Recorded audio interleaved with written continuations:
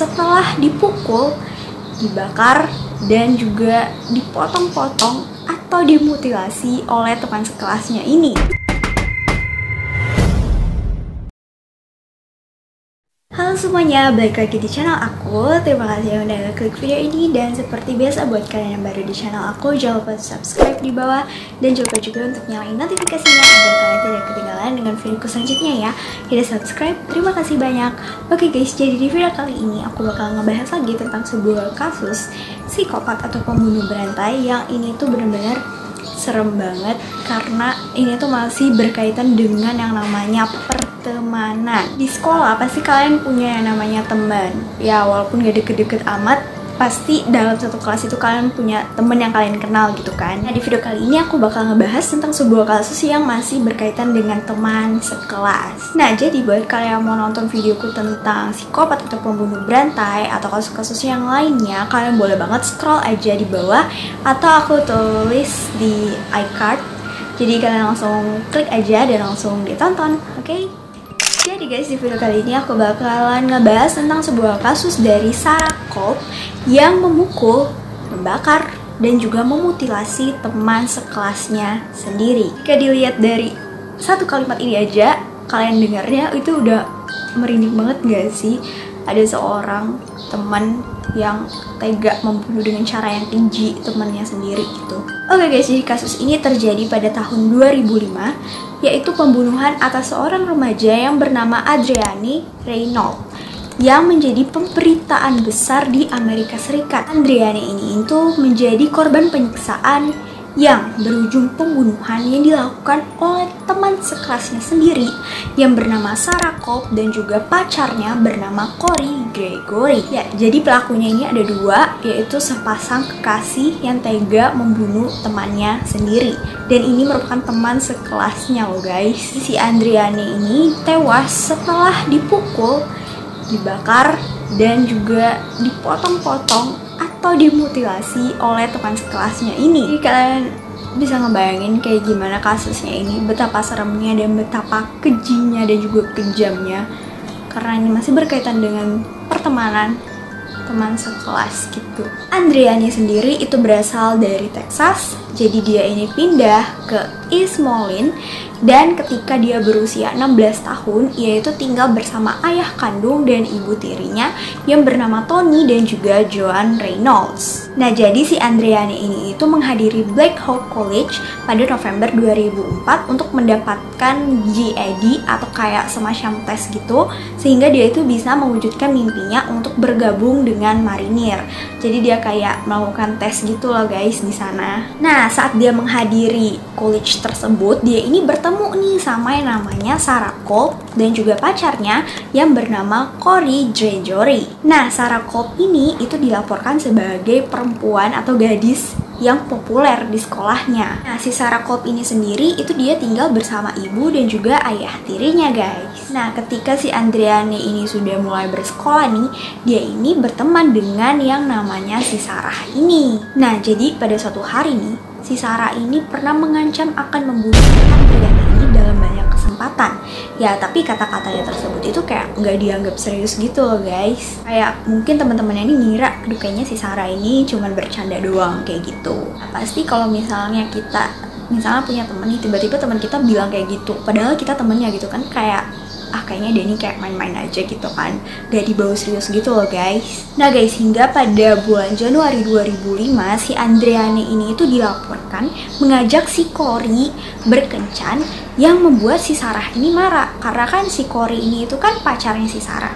Kemudian si Adrienne itu kayak ngajak si Corey ini untuk kencan, dan ya pastinya si Sarah ini marah kan karena pacarnya itu diajak kencan sama orang lain gitu. Hingga pada tanggal 21 Januari 2005 si Sarah ini mengundang si Adrienne ini untuk bergabung dengannya dan juga si Corey ini untuk makan siang di Taco Bell. Jadi si Sarah sama Corey dan juga si Adrienne itu pergi untuk makan siang gitu guys. Nah dalam perjalanan ke sana gitu ya, si Sarah sama si Adrienne ini tuh dikabarkan sudah mulai bertengkar gitu loh guys. Jadi kayak udah nggak akur gitu di perjalanan.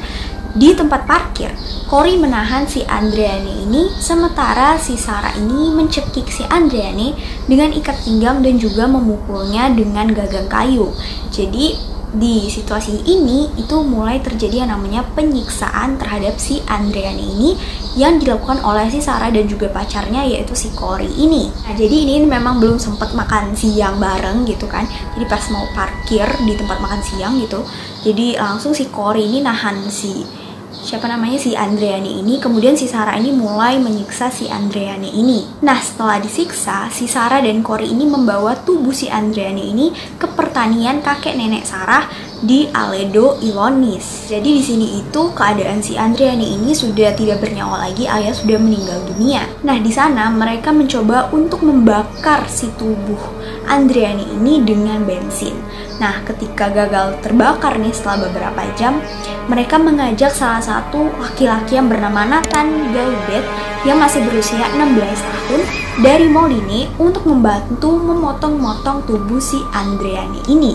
Ya, jadi si Sarah dan juga Cory ini itu berusaha untuk ngebakar tubuhnya Andreani, tapi nggak kebakar-bakar gitu, hingga pada akhirnya mereka berdua ini memutuskan untuk ngajak salah satu orang laki-laki di sana yang masih berusia 16 tahun, yaitu si Nathan ini, kemudian diajaknya untuk memotong-motong tubuhnya si Andreani ini. Nathan ini menggunakan gergaji tangan kakeknya untuk melepaskan kepala dan lengan si Andreani ini dan memasukkannya ke dalam kantong sampah. Nah, setelah mereka melakukan mutilasi tersebut yang benar-benar kejam banget dan pastinya serem banget, mereka bertiga memutuskan untuk makan siang di McDonald's.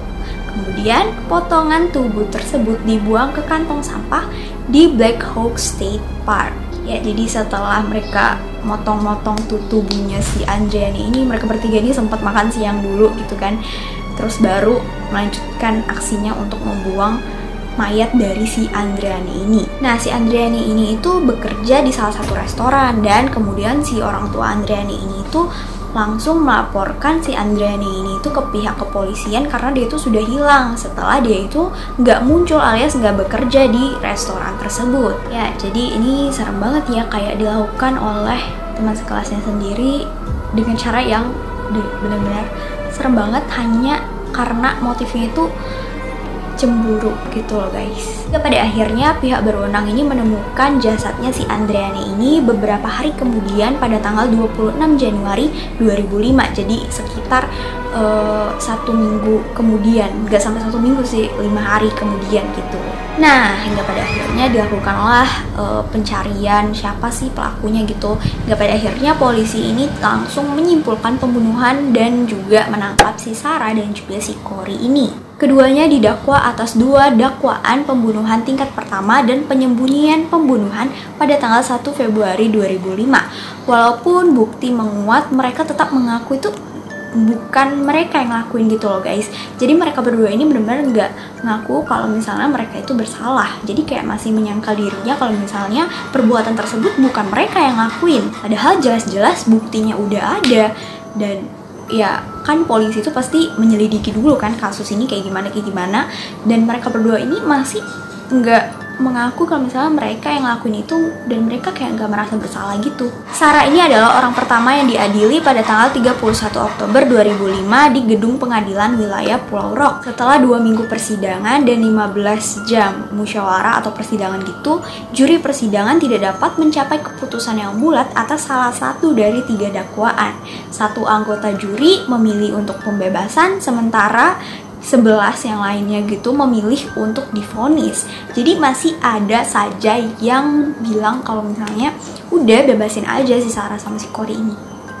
Untung yang lainnya itu milih untuk si Sarah dan juga si Cory ini tuh dihukum. Karena bener-bener gak adil banget kan kalau misalnya si Sarah dan juga si Cory ini dibebasin. Nah, hingga pada akhirnya pada persidangan ulang, jadi dilakukan persidangan yang ulang setelah 15 jam tadi.